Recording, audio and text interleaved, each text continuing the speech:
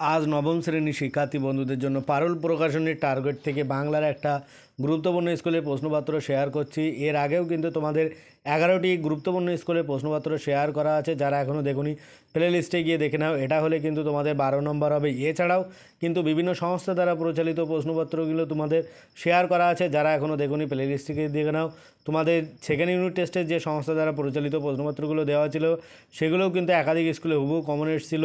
ঠিক সেরকম third unit টেস্টেও কিন্তু তোমাদের বিভিন্ন ধরনের সংস্থা দ্বারা পরিচালিত প্রশ্নপত্রগুলো অলরেডি দেওয়া আছে। তোমরা যারা এখনও দেখোনি দ্রুত দেখে নাও। এই প্রশ্নপত্রগুলো ফাইনাল পরীক্ষায় কিন্তু একাধিক স্কুলে হুবহু কমন আসতে চলেছে, তাই তোমরা মোটেও অবহেলা করে ভিডিওগুলো প্রথম থেকে শেষ পর্যন্ত দেখতে থাকো। আর আমার চ্যানেল নতুন হয়ে থাকলে অবশ্যই চ্যানেলটি সাবস্ক্রাইব করো। অলরেডি যারা চ্যানেলটি সাবস্ক্রাইব করেছে তাদেরকে অনেক অনেক ধন্যবাদ। আজকে তোমাদের বাংলা একটা গুরুত্বপূর্ণ স্কুলের প্রশ্নপত্র শেয়ার করতে যাচ্ছি। একের দাগ সঠিক উত্তরটি বেছে নিয়ে লেখো। এখানে তোমাদের 18টি প্রশ্ন থাকবে, 18টির উত্তর করতে হবে। একের এক, ঈশানে উড়িল মেঘ সগনে চিকুর। এখানে ঈশান হলো গ উত্তর পূর্ব কোণ। দুইয়ের দাগ আবহমান শব্দটির অর্থ হলো গ চিরকালীন।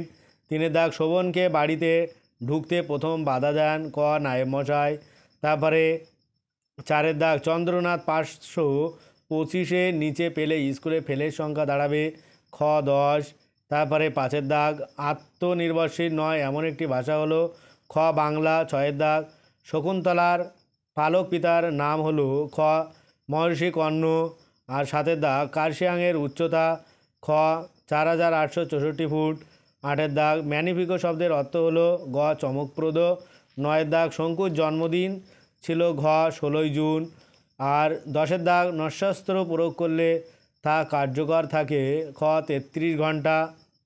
তারপরে 11 দাগ র ধ্বনিটি হলো উত্তর গ কম্পনজাত ধ্বনি। তারপরে 12 দাগ করতাল গ্রেটার দেন করতাল, এটি হলো খ সমীভবন। 13 দাগ অপরাহ্ন সন্ধি বিচ্ছেদ করলে হবে অপরযুক্ত অন্য গদ দাগ। তারপরে 14 দাগ দুর্লভ হলো এখানে গ নিপাতন সন্ধি। 15 দাগ অনুসর্গের অন্য নাম হলো খ পরসর্গ। আমার চ্যানেলে যারা এখনও সাবস্ক্রাইব করুন অবশ্যই কৃতজ্ঞতা স্বরূপ চ্যানেলটি সাবস্ক্রাইব করে দিও আর পাশে থাকা বেল আইকনটি ক্লিক করে দাও, যাতে পরবর্তী ভিডিওগুলো সবার আগে পেতে পারো। আরও এরকম ধরনের নতুন নতুন ভিডিও কিন্তু তোমরা এখান থেকে পেয়ে যাবে, তাই সবার আগে চ্যানেলটি সাবস্ক্রাইব করে পাশে থাকা বেল আইকনটি ক্লিক করে রেখো। 16 দাগ অভাব অর্থে বোঝায় যে উপসর্গ উত্তর ক হা। 17 দাগ আলতা শব্দটি হলো গ তদ্ভব। 18 দাগ একটি আত্মবাচক সর্বনাম হলো গ নিজ। তারপরে 2 দাগ কম বেশি 15টি শব্দের মধ্যে নিচের প্রশ্নগুলির উত্তর দিতে হবে। এখানে 2 এক কী আছে পক্ষধর কে। এখানে উত্তর হলো মিথিলার অধিবাসী পক্ষধর মিশ্র ন্যায়শাস্ত্রের একজন বিখ্যাত পণ্ডিত ছিলেন। তারপরে 2 দাগ ব্যতীত গন্ধের ক্লান্ত নিরাপত্তা, ব্যতীত গন্ধটি কার, উত্তর লাল লাল বট ফলের। তারপরে 3 দাগ ওরেও পাগলা ভোলা, পাগলা ভোলাকে, এখানে পাগলা ভোলা হলো মহাদেব।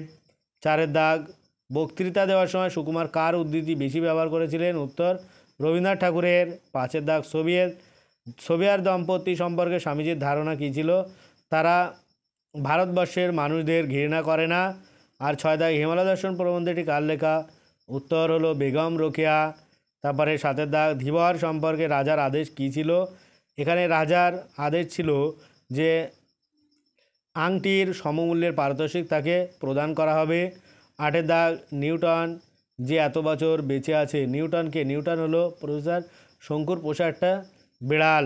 তারপরে 9 দাগ শঙ্কু কোন বয়সে কী পাশ করেছিল, এখানে 12 বছর বয়সে মেট্রিক পাশ করে, 14 বছর বয়সে আইএসসি পাশ করে, আর 16 বছর বয়সে বিএসসি পাশ করেছিল। তারপরে 10 দাগ করবাসের জন্য আরগাস কত মুদ্রা দিতে রাজি হয়েছিল, উত্তর 10,000 এসকুডো।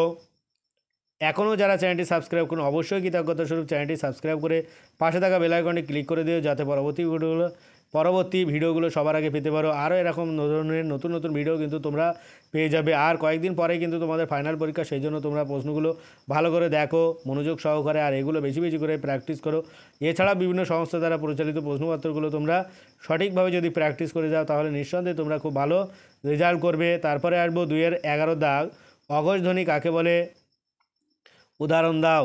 এখানে অঘোষ ধ্বনি বলতে যে ধ্বনি উচ্চারণের সময় গাম্ভীর্য কম থাকে তাদের বলে অঘোষ ধ্বনি। এখানে অঘোষ ধ্বনি হলো ক আর খ। তারপরে আসবো 12 দাগ স্বরভক্তি কাকে বলে, কোনো শব্দ উচ্চারণের সহজ প্রবণতার জন্য শব্দের মধ্যে একটা স্বরের আগমন হলে তাকে বলে স্বরভক্তি। উদাহরণ এখানে রত্ন থেকে রতন। তারপরে আসবো 13 দাগ, ব্যঞ্জন সন্ধি কাকে বলে উদাহরণ দাও। স্বরসন্ধির সঙ্গে স্বরবর্ণের সঙ্গে ব্যঞ্জনবর্ণ বা ব্যঞ্জনবর্ণের সঙ্গে স্বরবর্ণ বা ব্যঞ্জনবর্ণের সাথে ব্যঞ্জনবর্ণের যে মিলন হয় তাকে বলে ব্যঞ্জন সন্ধি। উদাহরণ হলো জনৈক, জনযুক্ত এক, জনৈক। তারপরে আসবো পরের প্রশ্ন 14 দাগ, পদ কাকে বলে। বাক্যে ব্যবহৃত বিভক্তিযুক্ত শব্দকে পদ বলে। উদাহরণ রাম বাড়ি যায়, এখানে রাম কিন্তু একটা পদ, কিন্তু শুধু রাম বললে একটা শব্দ হয়। তারপরে 15 দাগ, প্রযোজক ক্রিয়া কাকে বলে উদাহরণ দাও। বাক্যে যে কর্তা যখন নিজে কাজ না করে অন্য কিছু করায় সেই ক্রিয়াকে বলে প্রযোজক ক্রিয়া। উদাহরণ মা ছেলেকে চাঁদ দেখায়, এখানে দেখানোটা হচ্ছে কি প্রযোজক ক্রিয়া। 16 দাগ, বাক্যে পারস্পরিক সর্বনামের একটা উদাহরণ দাও। একে অপর, উত্তর হলো একে অপর। তারপরে 17 দাগ, ক্রিয়া বিশেষণ কাকে বলে উদাহরণ দাও। যখন কোনো বিশেষণ ক্রিয়াপদকে বিশেষিত করবে তাকে বলে ক্রিয়া বিশেষণ। উদাহরণ তাড়াতাড়ি চলো, এখানে চলো ক্রিয়াকে বিশেষিত করছে তাড়াতাড়ি শব্দটি দিয়ে। তারপরে 18 দাগ, পঙ্গু ধাতু কাকে বলে। যেসব ক্রিয়াকে সব কালে বা ভাবে ব্যবহার করা যায় না তাদের বলা হয় পঙ্গু ক্রিয়া বা পঙ্গু ধাতু। এখানে উত্তর হলো বট, আঁচ আর নহ। তারপরে 3 দাগ, কম বেশি 60টি শব্দের মধ্যে যে কোনো একটি প্রশ্নের উত্তর করতে হবে। তোমরা প্রশ্নগুলো দেখো, এগুলো আর আমি বলছি না। তোমরা এই ধরনের প্রশ্ন কিন্তু একাধিক স্কুলে এর আগেও একাধিক স্কুলে পেয়ে গিয়েছো, সেই জন্য তোমরা এগুলো ভালো করে দেখে তারপরে এগুলো প্র্যাকটিস করে তোমরা পরীক্ষা যাও, তাহলে দেখবে নিঃসন্দেহে তোমাদের ফাইনাল পরীক্ষা খুবই ভালো হচ্ছে। এরকম ধরনের আরও একাধিক প্রশ্নপত্র কিন্তু তোমরা এর আগেও পেয়ে গিয়েছো।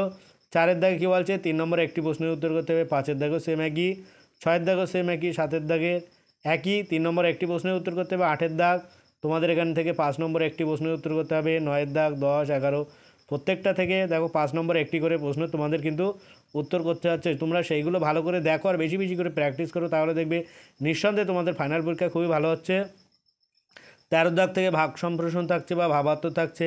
আর 14 দাগে সবশেষে 14 দাগ থাকছে তোমাদের একটা প্রবন্ধ রচনা। এখানে কিন্তু একটা ইম্পর্টেন্ট জায়গা, এখান থেকে তোমাদের 10টি নম্বর থাকছে, সেই জন্য তোমরা বেশ কয়েকটি প্রবন্ধ ভালো করে দেখে যাবে, তাহলে কিন্তু তোমাদের ফাইনাল পরীক্ষা নিঃসন্দেহে ভালো হবে। আজ ভিডিওটি এই পর্যন্ত, পরের ভিডিও পেতে চ্যানেলটি অবশ্যই সাবস্ক্রাইব করো আর পাশে থাকা বেল আইকনটি ক্লিক করো। সকলেই ভালো থাকো, সুস্থ থাকো।